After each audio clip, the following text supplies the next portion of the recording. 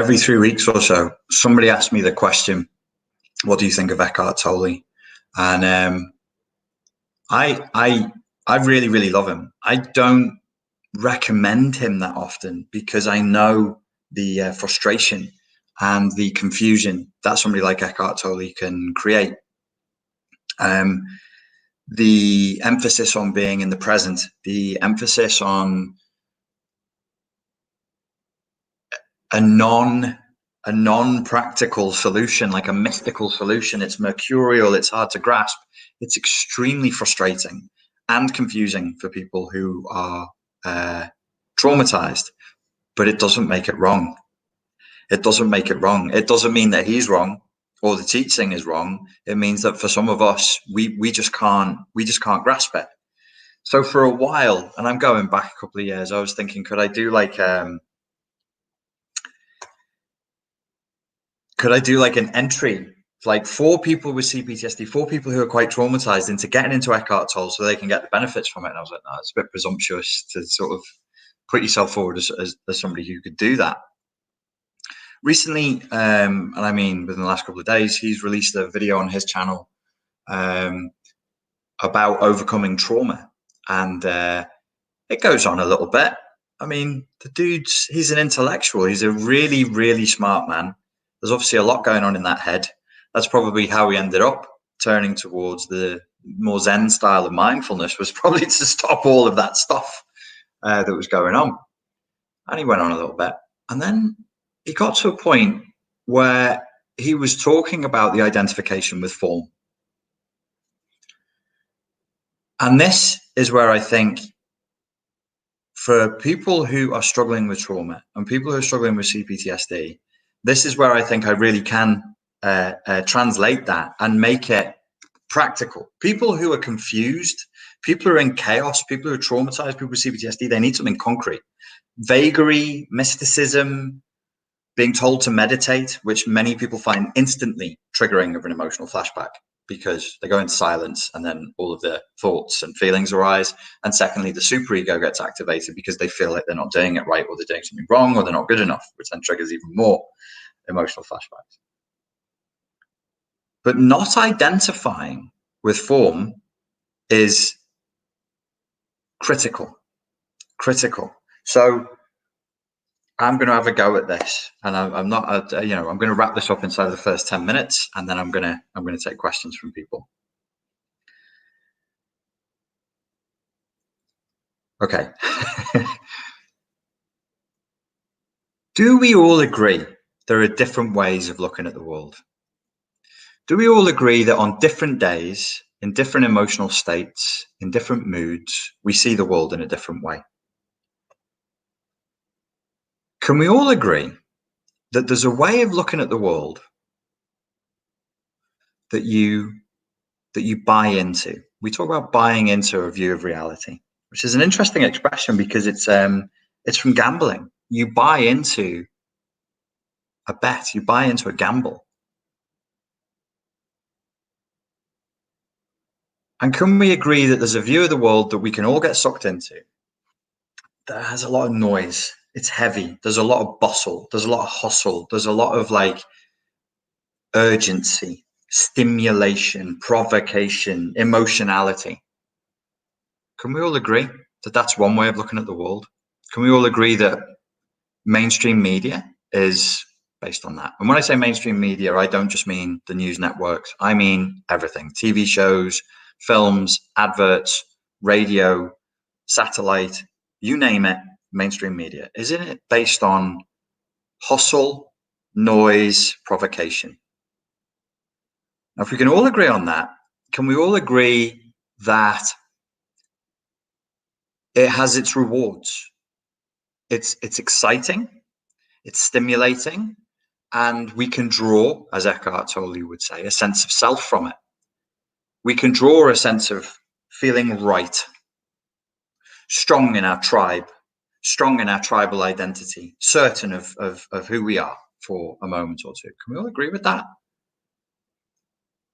It distracts us from silence. It distracts us from the fear of being alone. seems to function like an analgesic. It functions like a drug, like a medication. Can we all agree on that? All right, you can't answer, but I'm gonna assume that there's a group of people going, yes, we know. Okay.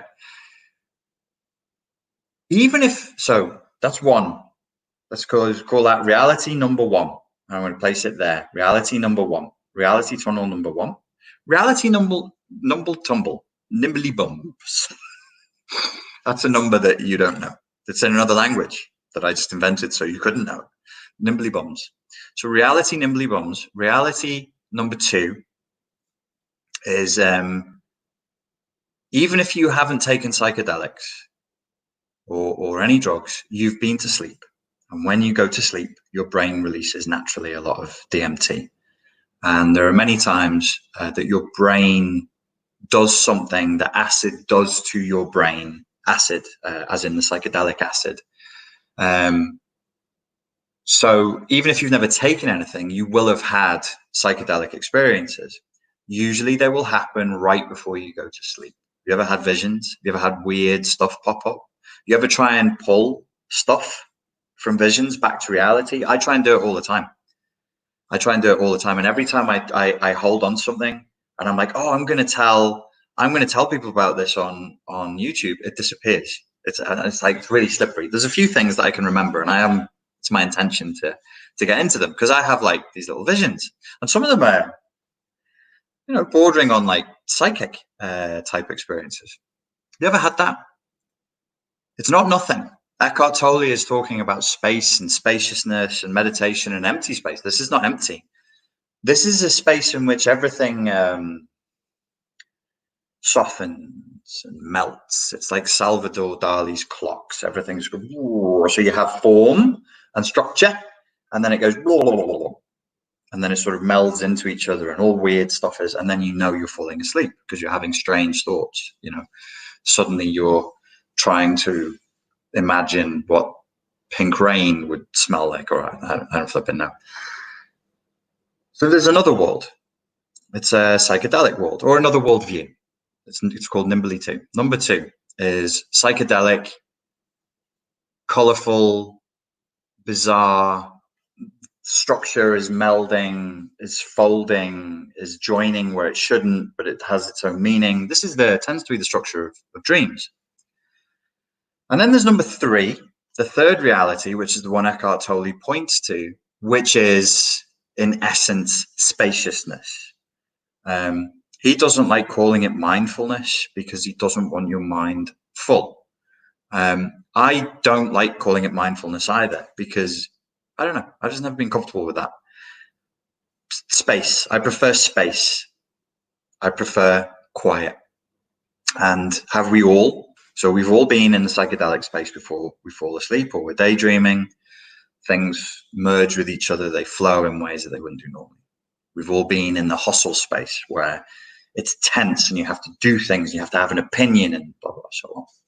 Then there's this other reality, this third reality, that is a spaciousness. It's a view of reality, sorry, not a reality. It's a view of reality. Spaciousness. Maybe you've actually done formal meditation. Maybe you do yoga. Maybe you just take long walks in nature and find that as you walk and as you breathe and as you walk and as you breathe, the rate of thinking is just not quite as high. It's not quite as fiery. It's not quite as intense. I imagine everybody must have had that at some point. That's all meditation is, by the way. It's trying to formalize that moment, that state, that space of more space, more spaciousness between the thoughts. There's just more space going in between the thoughts. That's it. Apparently, some people can get to a place where there's no thought whatsoever. Okay, I believe, sure. Maybe they're speaking poetically. Maybe it's a little exaggeration, but let's not prevaricate. Let's not be nitpicky. I know what they mean. Because if it's a spectrum, and this is 0, 1, 2, 3, 4, 5, 6, 7, 8, 9, 10, and I can go to 0 and 1, the lowest level, where I'm like, yeah, I'm definitely thinking more slowly now. There's definitely more space here now, right? So we have three different views of reality that I've just laid out. If we can all agree that those are there, is there a way of viewing reality that's going to cause us to be more likely to heal from trauma than not? And my answer would be, yeah. Which one's the worst for somebody to recover from trauma? Number one, reality number one, the reality you have to buy into. It's noise, it's stimulation, it's provocation. All mainstream media is, if we're going to be pedantic and facetious, it's all narcissistic communication. Why? I claim because it's all reaction-seeking communication. Mainstream media isn't speaking without an agenda ever, ever, ever, ever. And it could be to sell you, I see coffee over there. It could be to sell you coffee. You don't get space on mainstream media to do nothing. It's a sales pitch. Everything is a sales pitch. Everything is agenda. Everything is reaction seeking. And to that extent, it's all narcissism. It's all agenda fueled. And it's not to help you. It's not to help you. If I was going to use strong language, I'd say it's to exploit you. That makes me sound like I'm running a communist or Marxist meeting. But to an extent, it's true. It's there to drive you into consumerism. And you go, well, you said it was films. Films don't drive me into consumerism. Yes, they do. Yes, they do. They absolutely do. They dip your mind and your soul in the ideology of consumerism.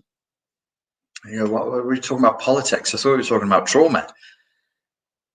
So I would suggest there is a mode of thinking about reality that re-traumatizes and causes the trauma to lock in, because it is a locked in mode of viewing the world. It is rooted in form and it's material. It's all about making money. It's all about selling you a thing by the thing in exchange for money. It's all a materialism-based agenda. What about trauma as it pertains to reality view nimbly boo? Well, the psychedelic reality that we all enter right as we're going to sleep, or perhaps in certain trance-like states, or if people have taken ayahuasca, acid, DMT, and so on, is that useful or not to trauma? And I would say it's probably neither. It could be traumatic and it could be healing. It would really depend on the intent, because it's only like putting blue tack that has gone hard on a radiator. When blue tack has gone hard, you put on a radiator and it softens. The psychedelics and the psychedelic state are brain softening states. It loosens you. It frees the map up. Now, why would that be important? Well, because if we are looking to heal, I released a video. My videos more recently have become more intense, more demanding, more. I'm narrowing down. I'm lasering down. Like, let's see who really wants to move on with their lives. Let's see who let's see who the tourists are. Let's see who the people are who are just trying to build a victimhood narrative, and let's see who really wants to move on. And the overwhelming majority I've found in this experiment, I'm pleased to say, really want to move on. So even if you take their toys away from them, and I know when I'm being too rough, I know when I'm pressure testing somebody, because I could take your toy away and I could be like, that's mine now. Or I could push your face and grab it and take it off you and just see what you do. And I'm pressure testing people, and I'm not being smooth. I'm not being gentle with them. And that's a test to see if they're holding the toy being a belief or a way of viewing reality, because they're precious about it, because they're defending their ego, or if they're holding the toy because they've never known that they could just let it go. And what I'm finding overwhelmingly, and I'm talking like over 99% of the people, they're ready to let it go. They just didn't know that they couldn't, which we'll come back to in a moment. So the psychedelic state leads to neuroplasticity. When we're talking about healing and we're talking about intent to heal, because I'm just going to make a really stupid philosophical point. If you're traumatized, do you agree that means you are not healed? Which is etymologically, the root of the word heal is whole. It's connected. It's the same root of the word for yoga: unity, connection, unbroken boundaries. It's yoga. It's whole. It's healed. So are you healed? No. I am not healed. You can say that. I'm not healed. I'm not healed, but I want to be. I'm not healed, but healingness is the desired state. So we're in state number 1, a solid state, and we want to be in state number 2, a liquid state, so that we can hit state number 3, a gaseous state, so that everything can dissipate. Yeah, that's change. These are state changes. So does the psychedelic state help? Yes. It allows for softness, which allows for change, which allows for options. The third state, the state of spacious awareness that Eckhart Tolle is focused on, present moment awareness. How does that help with trauma? The thing that does, and he says this, but he says it after about 12 minutes, you've got to wade through it, is it means that you are no longer identifying with form. That's quite pompous language. That's quite academic language. What was the world of form? Reality view number 1 was the world of form. The world of form is the world of that which is. Here are my 2 hands. They are. There's the cupboards behind me. There's the fridge. There's the microwave. That's what is. That's the world of form. It's material. It's there. It exists. What does it mean to identify with that? Well, if I identified with it, I would say, I am this man in this kitchen with these cupboards, with this fridge. I am this. My identity, my race, my education, my background, the color t-shirt I have on, the political party I back. I am.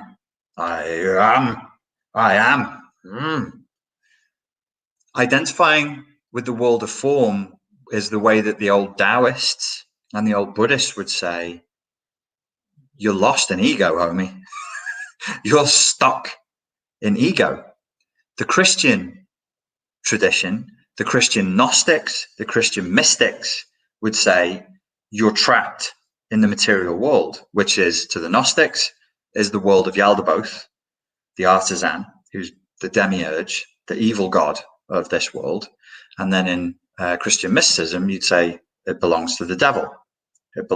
Take these as metaphors. It belongs to the material world, which is the devil. It's the world of form. It's the world of the lowest urges. It's the world of lust, of envy, of greed. It's a world of sin. What's the world of sin? The material world. The material world is the world of sin.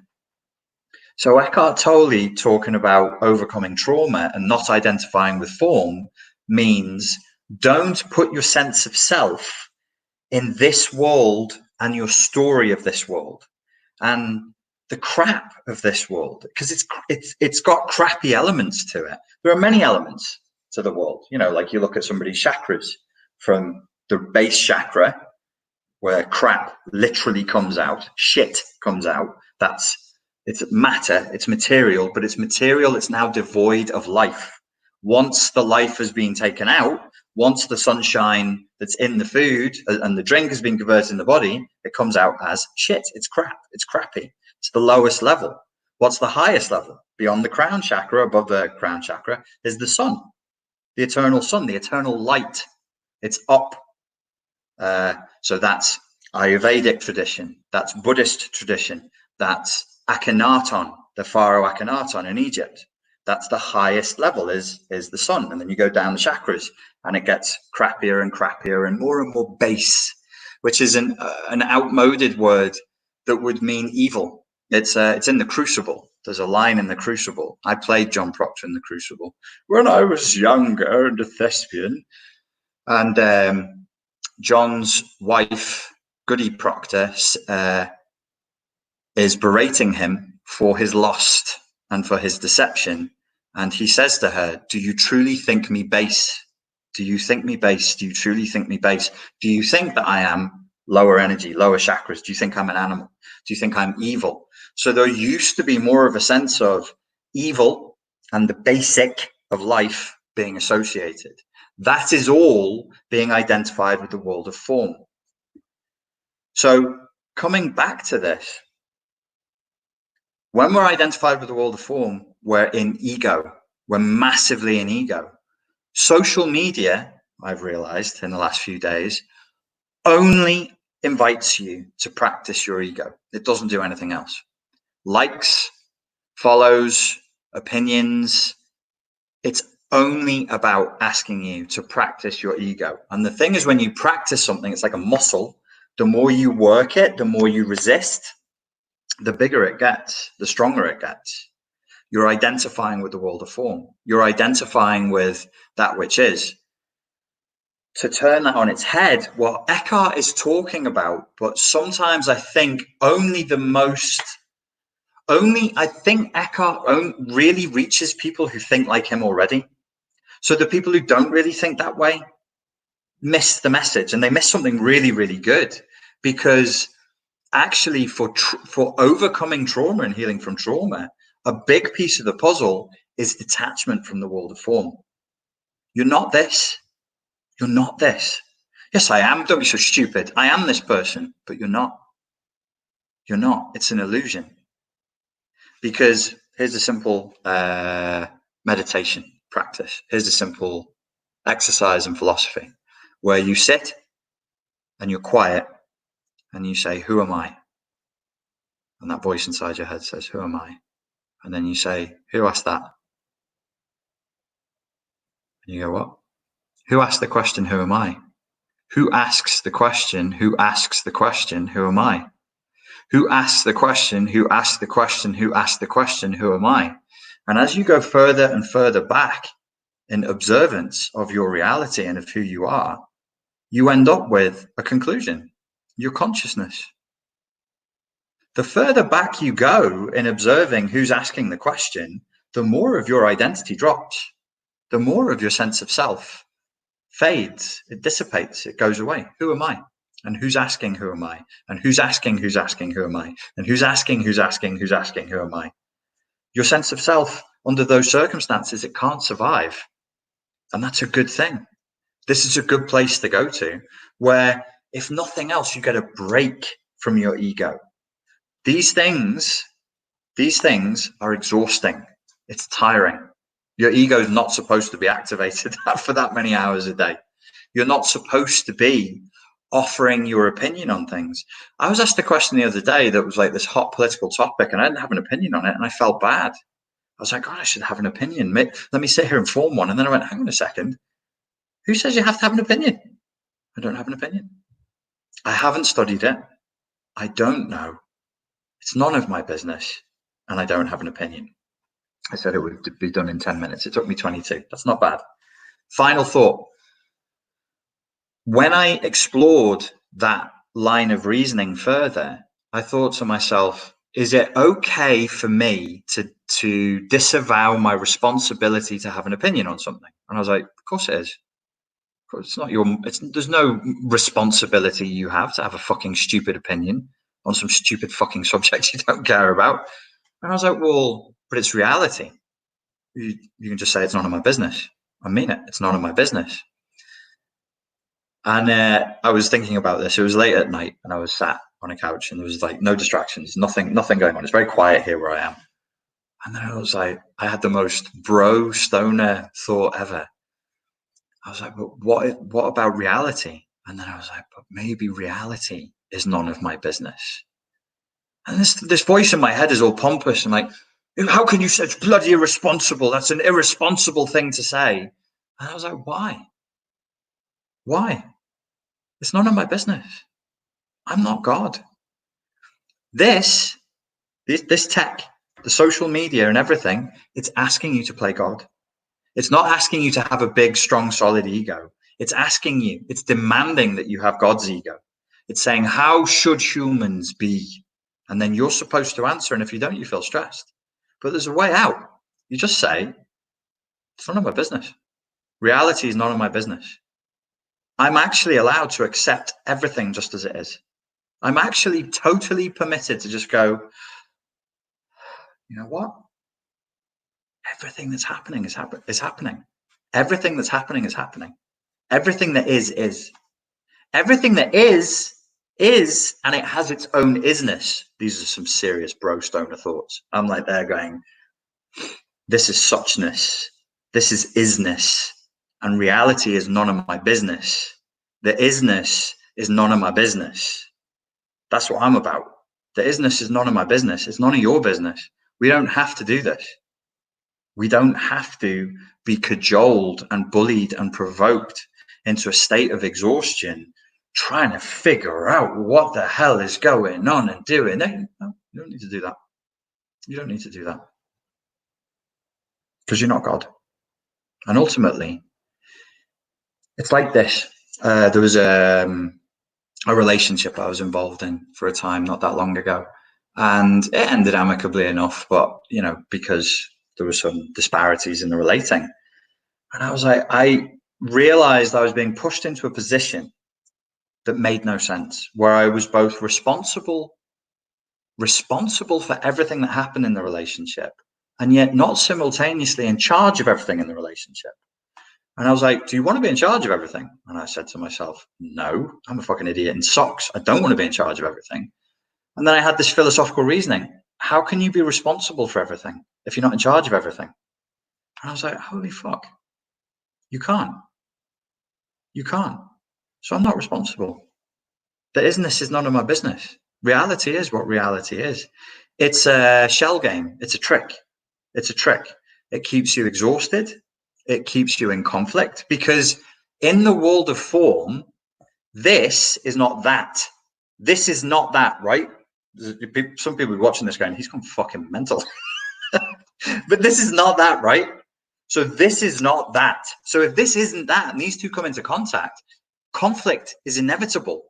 If you're not a white middle-aged man from the northwest of England and we come into the space together online, it's conflict. It's assumed conflict. You have to talk to people to be like, let me just apologize and let me just make clear that I'm not your enemy. Why is it not assumed that I'm a friend? It's assumed online that you are foe unless you are from my tribe. It is assumed that you are my foe. Why? Because pet theory, not published research, but I remember somebody saying this to me back in 2011. The internet, what it is not a thing. It's kind of a matrix. Matrix in the sense of a womb. Matrix means womb. It means it's the matrix of the film. The Matrix is not the computer program. It's the pod. The pod is the matrix.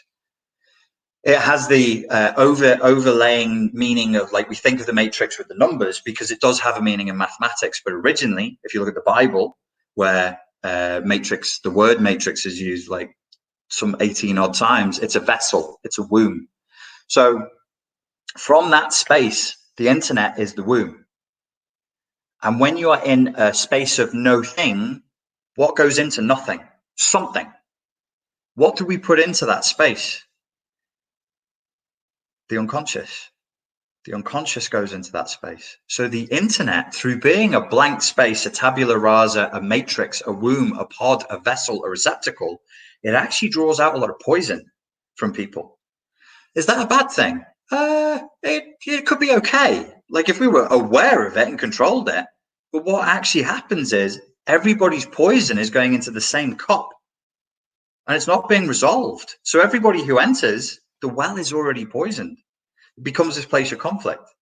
So back to Eckhart Tolle. Knowing that these spaces become poisoned, knowing that the world of form is in and of itself poisonous and rooted in conflict, we've now hit a point where we need to come out consciously. You don't like the word meditation? Don't meditate. You don't like Eastern concepts? Then don't do it. Don't. Well, why would you not like Eastern concepts? Because I'm a Christian. Christianity is an Eastern religion. Okay, fine. Argument for another day. You don't like it. You like Buddhism, Hinduism. Ugh, it's wrong. It's icky. Okay, fine. Find the root from your belief system. If you're Jewish, if you're Muslim, it's all there. It's all in all of the systems to be able to say, okay, it's usually in the mystical end of the system. Like, so in Judaism, it would be Kabbalah. In Islam, it would be Sufism. There is something in all of the systems where you'll have passages. Anybody who's tried to read the old religious text be like, what are they talking about? That which is cannot ever be, and that which has not been will be lost forever in time, because time is that which is, and the isness of the isness shall never not be the isness. And you're like, who wrote this? And why do people keep reproducing it? This is madness. But it's talking from a level of consciousness that is not locked into a world of form. The problem that we have right now is a problem of consciousness. So if you don't like meditation, you have some ego defense against Eastern concepts, find another route, find another way into it where you can detach. Because when you can detach, it's such a release. It's such a relief to be able to say, I'm sorry, but that's nothing to do with me.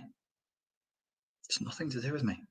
You don't need we need your opinion. You must pick a side. I would prefer not to. I don't want to pick a side. I don't want to play this game with you anymore. I don't enjoy it.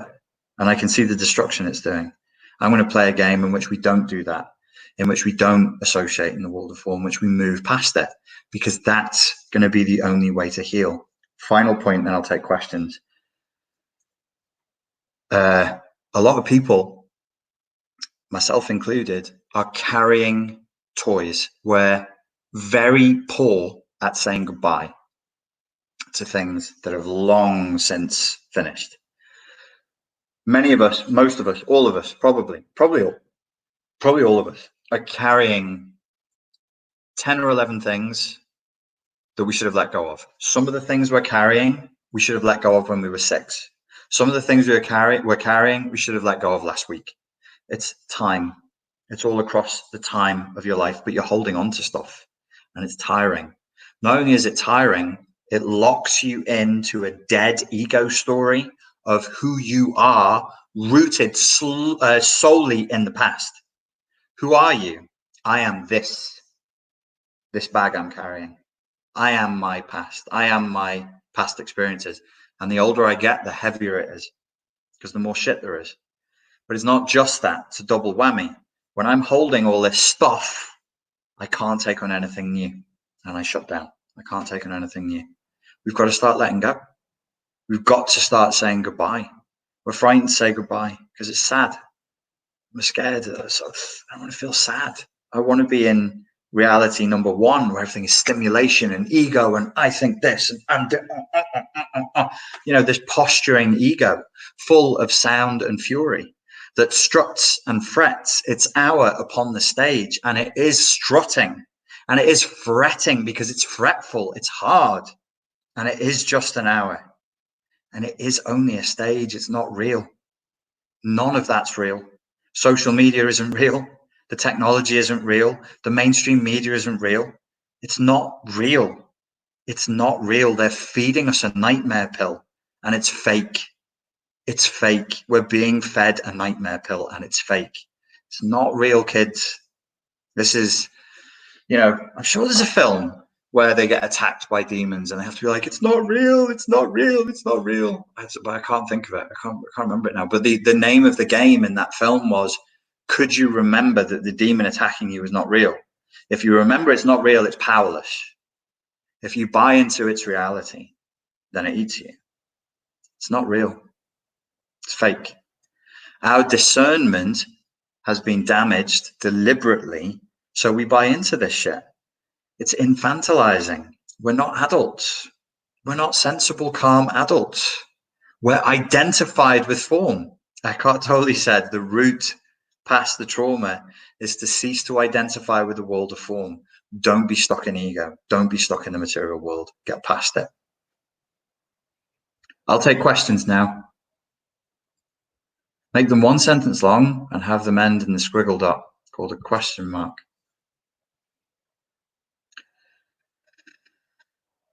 It's like the film Inception, says Kim W. Yeah, predictive programming, along with a lot of other stuff. Carpe, JKDDM says humility is the only way exposes the plot and the plan of the elite programmers. Rosanna says, so to be responsible of reality could eventually make you codependent. Yes. Codependency, if you think about it, is the ultimate godlike state. You're at the very least assuming the role of parent for your partner. And so you're parenting their child in the transactional analysis model. You're not two adults. You're a parent and a child when you're codependent. Oh, he's having a tantrum today. Well, his mother used to beat him when he was a child. And so he does do this. Yeah.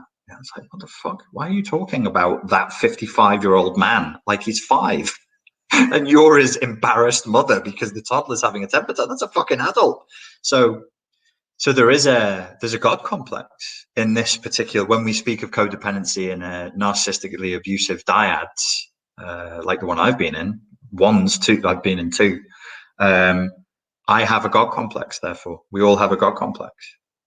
Because I'm saying, instead of admitting, I don't know what to do with you, which is the last sort of relating that I was involved in, that's where I came to. I just said, I'm really sorry, and I'm really sad. I come to you as a man. I come to you as a human being. I'm telling you the truth. I can't help you with what you're asking me to help you with. I can't be responsible for that. Those are the words that came out of my mouth. And it was hard because I've never done that before about somebody I care about. I'm 42 years old. I'm 42 years old, and I never said to somebody, a potential girlfriend, I can't be responsible for what you're asking me to be responsible for. And it was really tough to say. Really, really tough. But it was the truth. People who are not codependents probably watch that and go, what the hell are you talking about? That's crazy. Yeah. If you understand codependency and parentified children, it's not. It's what I was trained to. It's what I was trained into, was to take responsibility for everybody and everything. Only a God can be responsible for everybody and everything. So it's a kind of de facto God complex. You're God, and you're the ever-suffering, tortured mother, and you are the sacrificial lamb who is the son as well. Somebody wrote question, and then it all zipped away. Angela Falsetta says, time does help, Richard? ? 3 years, no contact. I'm starting to let go. And of course, this education with you. Is there more time away from abuse, no contact? Does it help with recovery? Yes, but don't depend on time alone. The studies not on CPTSD specifically, but there have been numerous studies on ACE, adverse childhood environments, which create CPTSD. And they indicated that over time it can get worse. So don't think that time is the great healer. Yeah, it does. It heals a lot of things, but this kind of particular trauma, it leaves a corruption in the software that repeats and repeats and repeats every day, which is why you'll have people here, and one of them, who for years would have experienced the narcissistic abuse daily, even 5 years after it was over, as though it had happened yesterday. May it be cursed, the human ability to remember, and the human ability for imagination, and the human ability to store trauma. It's part of our evolution. And it's not like other animals don't get traumatized, but I think that we have a uniquely advanced ability to be re-traumatized through our memories that other animals just wouldn't get.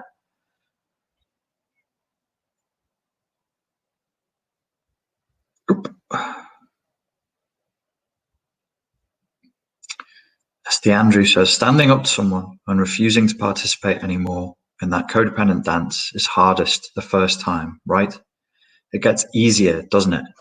Yeah, and it's across contexts. So in my life, the codependency is so strong that it would manifest even in business relationships. So in business relationships with people, even as recently as 18 months ago, I'd have to be like, don't offer to help. And I'd be with my hands over my own mouth going, don't offer to help. That is another person. That's another human being with their own limited company. They don't need, they might need your help, but for God's sake, don't offer it. Let them sort it out. You had to and then I would say to myself, what allowed you to be good at this thing called business? And I'm like, fucking up. And who cleaned up after your fuck ups? I did. And what does that teach you? It teaches you humility, teaches you to be careful, teaches you, I'll tell you one thing it teaches you, and it's as true of healing, life, business, everything. The hard, narrow path is the easiest path. The hard, narrow path is the easiest path, is easier than the easy path, because ultimately you end up having to come back to the hard, narrow path. So you may as well just do it the first time around. I mean, in business, you set up business in a sloppy way, impulsively, egotistically, you don't do your research, you don't sort out your finances properly. You're going to have to anyway. So you may as well be patient. Same with a relationship, same with anything. You've got to build from the foundations up. So the hard, narrow path is not so hard and narrow. When you zoom out and you take a broader view, you're like, no, that's the easiest path.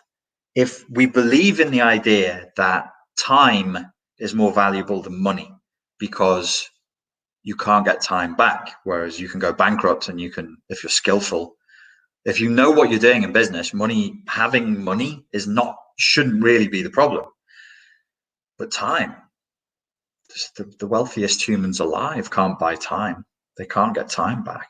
So if we value time and our conscious awareness above everything else, which is an important way to structure a value system if you ever want to go into business for yourself, is to have the proper perspective, then you would do the thing that allows you to save time. Can I become a millionaire? Yeah, sure. Anybody can become a fucking millionaire. Anybody can become a multi-millionaire. Yeah. Do you want to become a multi-millionaire? Yeah, sound. Come over here. Right. It's going to take you the rest of your natural life, and you're going to be working 15 or 16 hours a day. And most of that time, you're going to be cleaning cars with a sponge. Oh, you don't want that. Okay. So then do you know what I'm saying? You've got to build everything in. How do you want it to be? The problem with our thinking a lot of the times, we don't go far enough, and we're not structuring things properly with an awful lot of clarity, and we don't push ourselves hard enough to get to a point of clarity. People say they want more money, but they very rarely want more money. I mean, I remember somebody teaching me that lesson when I was a kid. They're like, you want more money? There's a bucket, there's a sponge. Go and knock on your neighbours' houses. Offer to wash their cars for $5. I don't want to do that. So you don't just want more money then. You want more money in a certain way. You want a certain amount. Well, you better get specific then. Same with love, same with relationships, same with healing. There's a way you want to do it, and you don't want it to take a long time. Could you tell us more about archetypes like the sad baby? It really resonated. Yeah. In brief, I think I would say that my view now of narcissistic personality disorder is that it's just an archetype. It's an archetype that's rooted in emotional flashbacks. But be careful. If you hear me say, oh, it's just an archetype, and it's just an archetype rooted in emotional flashbacks, if you let them run riot and you let them rule and you give them free reign, are incredibly powerful. Your superego, you're like CPTSD, the symptoms of CPTSD reproduce, in my humble opinion, through two let's say superstructures: emotional flashbacks, superego injunctions. You fix these two, everything else with CPTSD, it disappears. You don't have, if your superego isn't hyperactive and your emotional flashbacks have gone, who could say that they have CPTSD? It's gone. The trauma's gone. It's okay. There will be damaged beliefs. There will be other, but this is like cosmetic. Belief change takes a fucking afternoon. Emotional flashbacks do not. Emotional flashbacks is a couple of months, and you have to be committed. You have to be very, very committed. Superego work, I mean, I don't know. But my point is, when I say narcissistic personality disorder is just emotional flashbacks and is just a superego failing, if that's out of control, it's extremely powerful. But it is only an archetype, because without getting bogged down in the theory of it, strictly speaking, narcissistic personality disordered individuals don't have a personality. They just have a series of robot defense mechanisms, which is why they all say and do the same effing things as everybody else. Your 70-year-old grandmother from Uganda says exactly the same things as my Japanese nephew in Osaka. They have exactly the same. The language is different. The culture is different. The geography is different. It's a fucking, couldn't be further apart. And they say exactly the same things. Why? Because neither of them really have a personality. They have a series of defense mechanisms. So that's an archetype.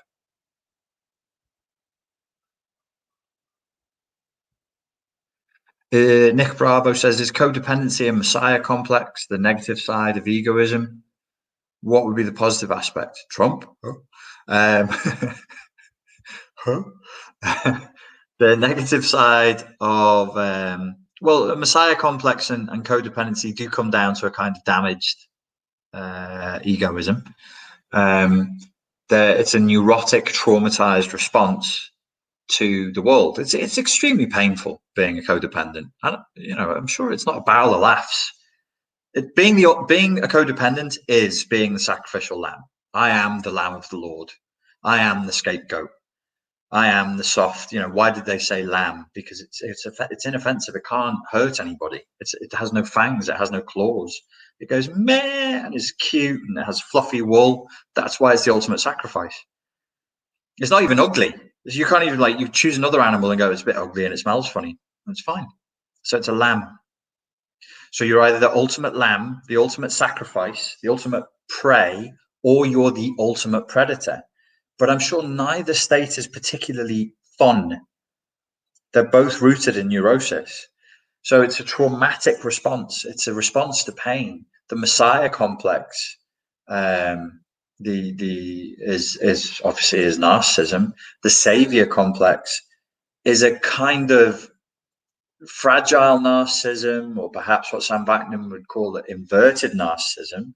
You're still making yourself special, especially wounded, especially tortured, especially capable of saving others. It's still neurosis, and it's still rooted in ego. Yeah.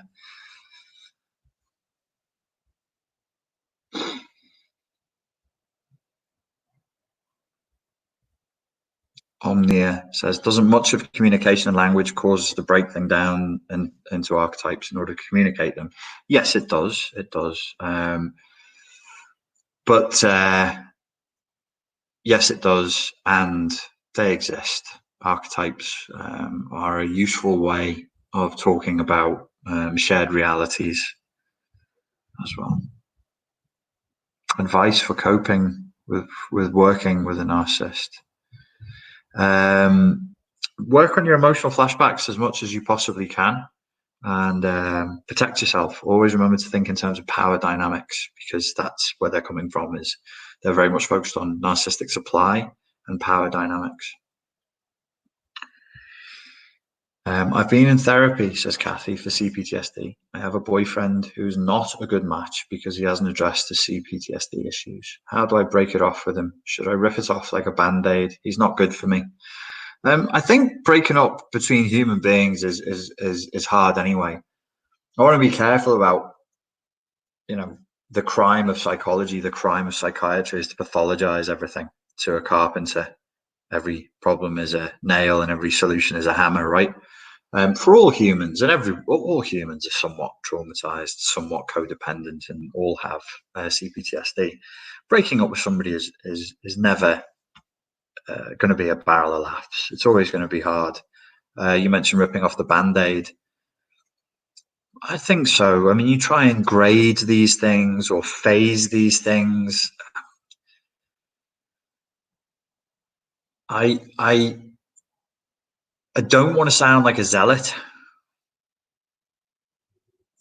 or like I've gone through some sort of religious revival, but I'll tell you something. A great, great spiritual truth is the truth shall set you free. The truth shall set you free in ways that you couldn't possibly imagine. Just tell him the truth. Just tell him the truth. Tell him, be smart. Obviously, I don't know you and I don't know your situation. Don't do anything or say anything that would ever put you in physical danger. Obviously, that goes without saying. But beyond that, just tell people the truth. And I was looking at Freud the other day, and one of his things that he said when he was still fairly young, he said it's a really, really good discipline for a person to cultivate. He said it in a letter to one of his mates, somebody who felt affection for. It's a really good discipline to cultivate being honest with yourself. So tell the truth to yourself, tell the truth to others. The other thing with the worldview number one that I was talking about that you buy into, the one that the social media world, the technology world, the mainstream media world promotes, is it massively encourages lying. Who would deny? Like, the mainstream media is a reaction-seeking machine. Mainstream news is a reaction-seeking machine. They are not interested in the truth. They are interested in eyeballs on the screen. That's all. That's all. Doesn't make them evil. It doesn't make them demonic. None of that. It is just a simple fact. The truth is a distant second to those people compared to the reaction that they can harvest from people. It's a reaction harvesting machine. It's a time and attention harvesting system. That's the point. Your reaction, your time, your attention, your opinion, that's the point. That's always the point with them. So truth gets left behind. In fact, I would go so far as to say that now we've moved into a period, an interesting period, potentially a dangerous period, but I think it's interesting, where truth is the enemy. People get very, very angry with you for telling the truth now. You can present the most reasoned, well-researched, scientifically produced, peer-reviewed data, and people will round on you like a group of rabid chimpanzees, rabid chimps. It sends them berserk, totally berserk. So holding on to truth in this time is hard.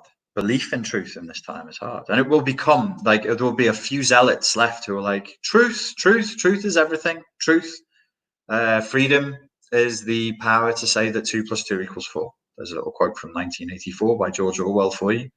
Freedom is the power to say that 2 + 2 = 4. We're losing that. We're losing that. You're not allowed to present data. You are only allowed to screech with the chimps in your troop. And if you do not screech at the same pitch and screech the same song as the other chimps in your troop, they will tear you to pieces. This I do not think is a very good direction for humanity to be going in. So hold that. Tell the truth. Tell yourself the truth. You get a lot of power from it. A lot of abusive people will lose their hold over you if you're telling yourself the truth brutally. Honestly, don't edit anything. If you've gone off somebody and you're in a relationship and you're like, I've gone off this person, don't edit it. Don't go, well, maybe I should. Just that's what it is. It's not your fault. It's not your fault, and it's beyond your fault. It's not your responsibility.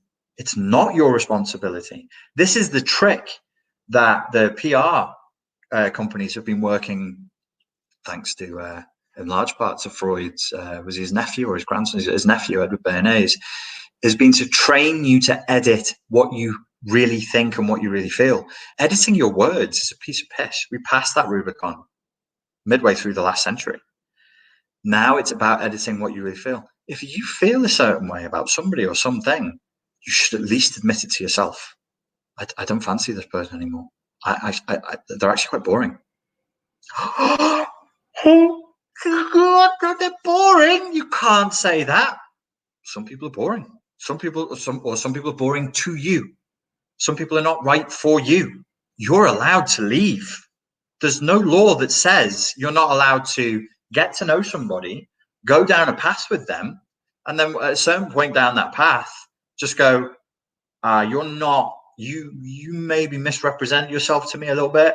I know everybody does that. I'm not mad at you for misrepresenting yourself to me, but you did.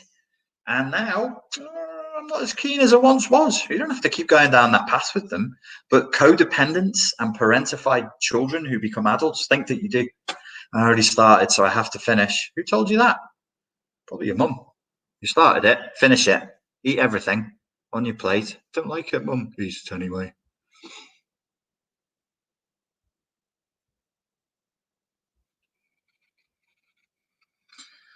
Pamela says, hello, Richard. I'm loving your 30-day challenge. Oh, good. I'm glad to hear that. I heard you help others make money online. How can I get that kind of help from you if I have a product?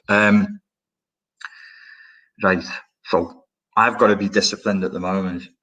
Before this lockdown ends, I need to finish the book that I've been promising for the last 3 years.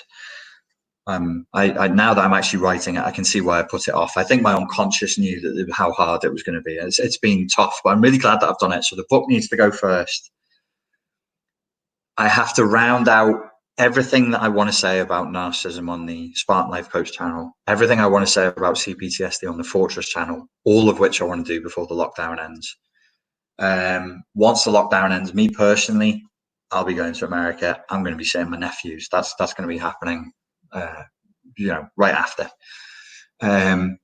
But I do want to, and it's become timely. It's become relevant now. People are going to want to pandemic proof their businesses. They are going to want to work more online. People are going to want to make and should want to make passive income online. So I will do that. There's a channel on YouTube called Richard Grannon Business or Richard Grannon Business Coaching. It's only got like 2 videos on it. That will be somewhere where I'm posting regularly. But realistically, I think that's going to be September, October. It's going to be the back end of the year now. So yeah, and I'd do it the same way as I've done here. I'll do it for free. I'll teach the general stuff for free, and then if people want individualized coaching, maybe I would charge for that. I really like the subject. I really, really like the subject: sales, marketing, business, getting stuff set up online. It's something I feel passionately about, and I think people have realized now that they're going to have to sort the money out. Not that this necessarily will happen again, but maybe it's going to make everybody think, stuff happens, and it's a good idea to save money, to put money to one side. And it's so easy to create a passive income now. There's really no excuse to not do it. Ryan says, in one of your videos, you mentioned that dissociation is actually a kind of emotional flashback. Do you mean that dissociation is a coping strategy built into one of your archetypes, like the sad baby? Well, how should I approach this question, Ryan?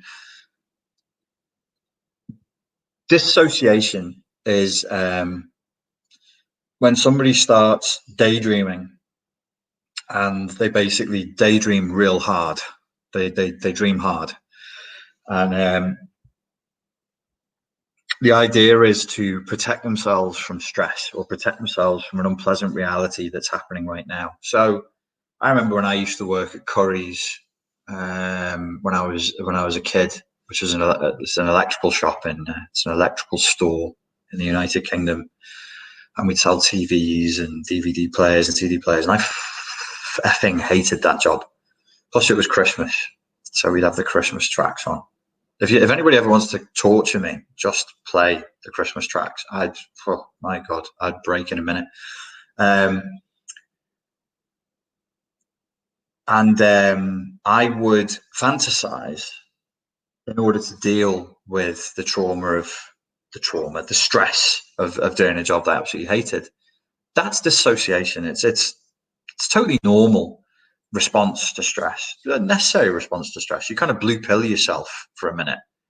And I would be off and I'd be thinking about like characters that I liked from 2000 AD comics, or I'd be thinking about a book I'd read, or I'd think about like a book I wanted to write, or anything. Just I'd drift off. When that becomes a serial thing and you're doing it a lot in response to minor stresses, because with CPTSD, you become hypersensitive to minor stress and it becomes like a preferred coping strategy. You end up developing neural pathways that are stress, daydream, stress, daydream, stress, daydream. And then you're strong. Your muscle for daydreaming is really, really strong. So every time that I would experience stress up until the age of about 22 or 23, I would just check out. I'd just be like, eyes glazed, and I'd just go. I'd just leave. And so is it an emotional flashback? It's an intrinsic part of emotional flashbacking. You're not flashing back to an emotion, you're flashing back to a coping mechanism. And this coping mechanism is flight with some freeze. So when I get rage moments, you'd say, oh, that's an emotional flashback. Yeah, it is. It's actually a primary coping mechanism. It could be multiple emotions. There could be different emotions on different days, but the behavior is the pronounced fight response. So is it an emotional flashback? Yeah. It's intrinsic to the functioning, to the flowing of emotional flashbacks. So if you heal your emotional flashbacks, you won't need to dissociate. That's just what you do. That you'll have healthy coping strategies. So when you get stressed, you can deal with it without dissociating. And to be clear, we mean non-healthily overly daydreaming too much.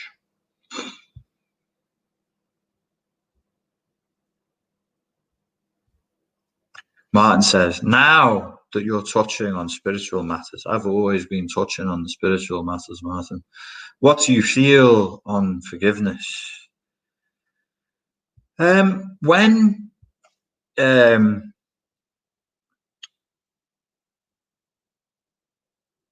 you really got to break down what it means. So I'll make a strident statement. You're not going to heal if you don't forgive. Okay, well, what do we mean by that?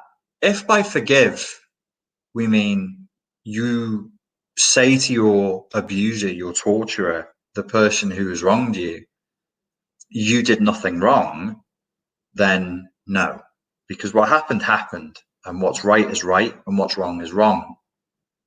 To me, it's acceptance that what happened has happened. And the elephant in the room here is the victims of narcissistic abuse, or people who identify as victims of narcissistic abuse, are actually hyper intellectualizing. They're trying to keep out their emotions because they're terrified of their emotions. They want to go back into their head where they feel safe, tell their story, analyze, watch YouTube videos, read forum posts. It's the brain. It's in the brain. And actually, it all needs to be processed through the heart. Like, you can't digest food with the wrong organ. Like your lungs, right? You can't digest food with your lungs. You can't digest emotion with your brain. That's what your heart's supposed to do.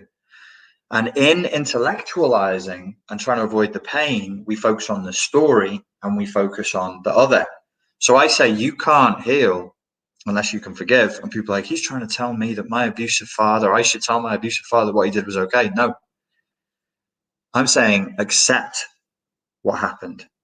Accept that it happened. It's wrong. But even you're not accepting that it's wrong. Yes, I am. I'm furious with him every day. Fury is not acceptance.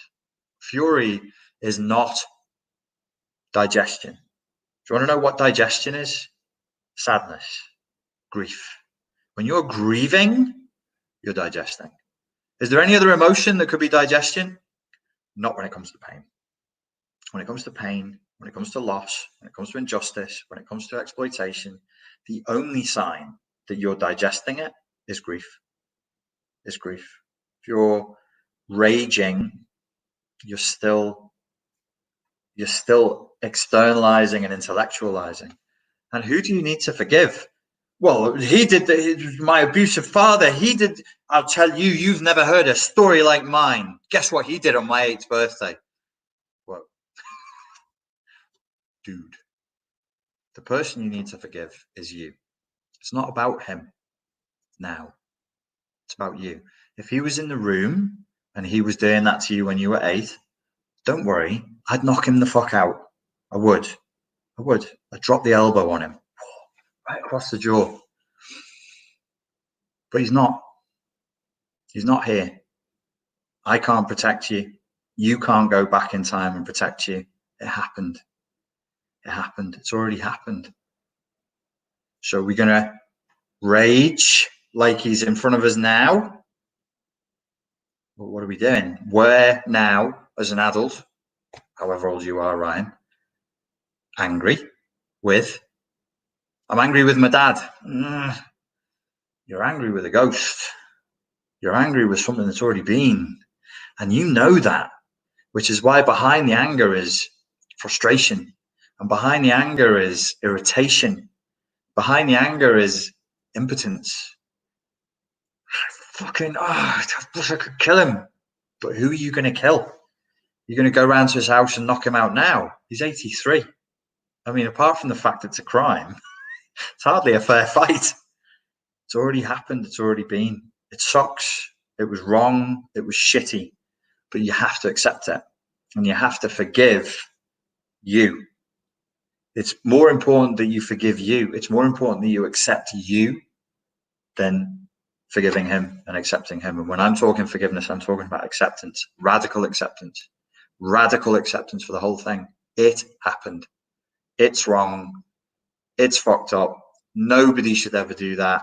But this is what, when we're doing, I don't really do it, but other people do it. When you're doing inner child therapy with somebody, those are the kind of conversations you have with a therapist, where you most likely, whilst crying, will be encouraged to say, he shouldn't have done that. That's wrong. Nobody should do that to a child. This is not what you should do. And you're to get face to face with what the issue is. And what is the issue? What is it comprised of? What's the symptoms of the issue? Well, it's raw emotion. It's the impotence that you can't do anything about it now. And sorry to be a bore, ladies and gents, and to repeat myself, but it's a moral issue. It was wrong. What does that mean? It wasn't right. What does that mean? Well, I don't know. You need to know, which is one of the many reasons why I say you've got to develop a moral philosophy. You keep telling people to do stuff they don't want to do. You've got to do your emotional flashbacks work. You've got to do your emotional literacy work. You have to tell yourself the truth. You have to tell other people the truth.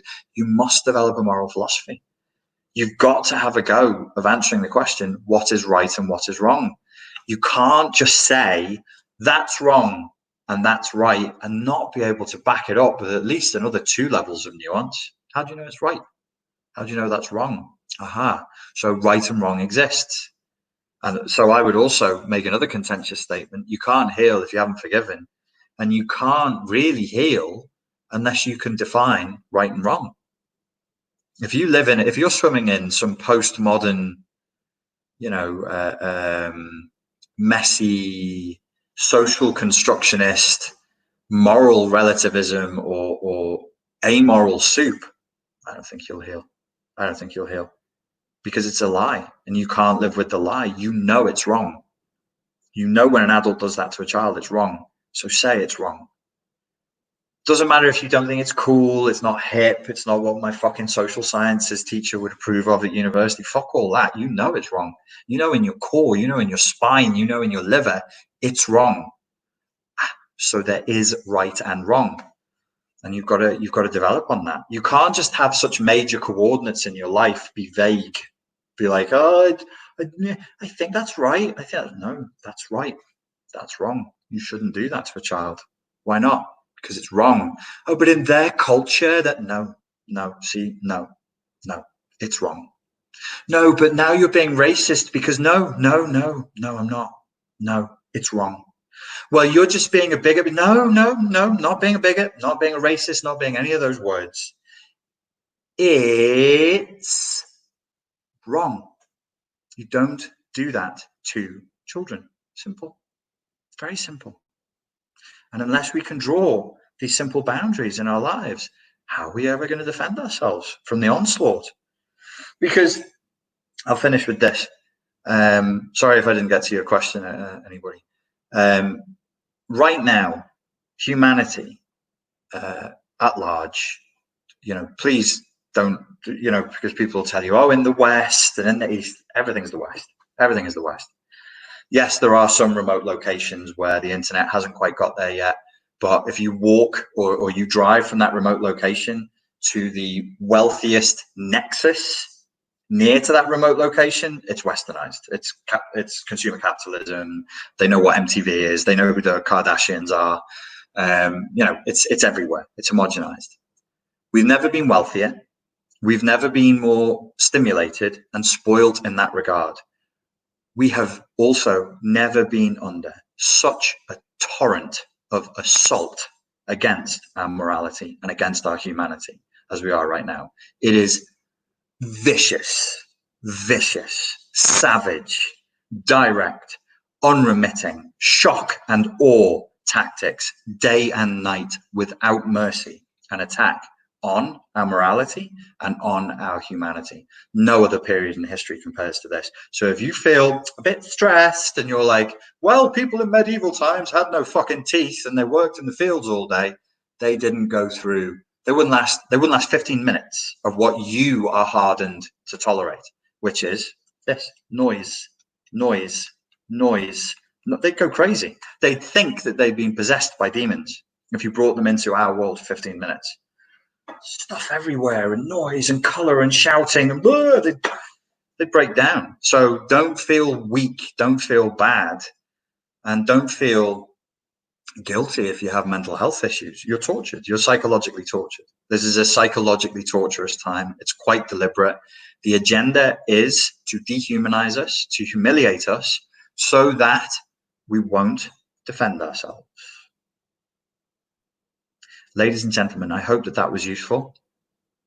Check out that Eckhart Tolle video. If you don't normally like him, remember what I said about detaching from the world of form and see if it helps. Thanks for your time and your attention. Stay grateful for everything that you do already have. And I look forward to speaking to you again very soon. Cheers.